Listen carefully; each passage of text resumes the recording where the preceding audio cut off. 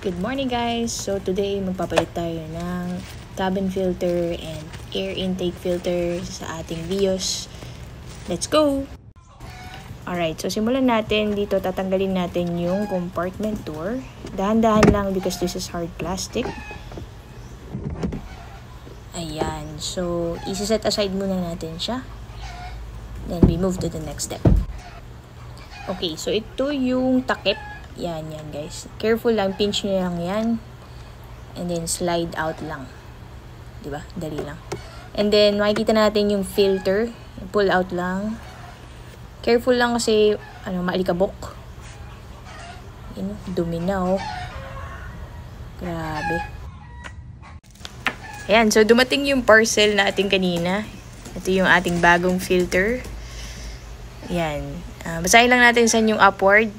Tapos, ipapasok na natin sa loob. Ganun lang. May bago na ulit tayo. Siyempre, mahalaga na every time nag-ride tayo, fresh yung nalalanghap nating hangin. Hindi madumi. Okay. So, now, ibabalik lang natin yung cap. So, slide lang natin inward. Yan. And then, we push it para mag-lock. Yun. Ganun lang. Alright. And then lastly on this part, syempre, wag natin kakalimutan ibalik yung compartment door. Kung paano natin siya tinanggal, ganun lang din natin siya ibabalik. Dahan-dahan lang din ulit because again, this is plastic. Yan. And then let's test it out. Syempre, importante na tama yung pagkabalik natin. Yun. Okay, so ngayon naman dito tayo sa harap, sa engine bay. This is the intake ng air. Papalitan din natin yung filter. Tanggalin lang yung lock. Itataas lang to para makita mo yung filter. Tapos, hihilain mo lang yung filter. Yan. Maalikabok din to, so be careful. Dahan-dahan lang. Yun o, dumi na no. Dapat na talagang palitan.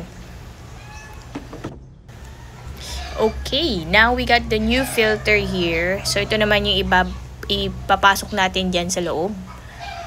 Yan, para whenever we're doing rides, mahalaga din kasi na yung sasakyan natin, yung air intake niya malinis. Para yung arangkada din maganda. Yan, dahan-dahan lang. And then, put the cap back. Make sure nakalapat. And then, you lock it. That's it. Thank you guys for watching. Bye!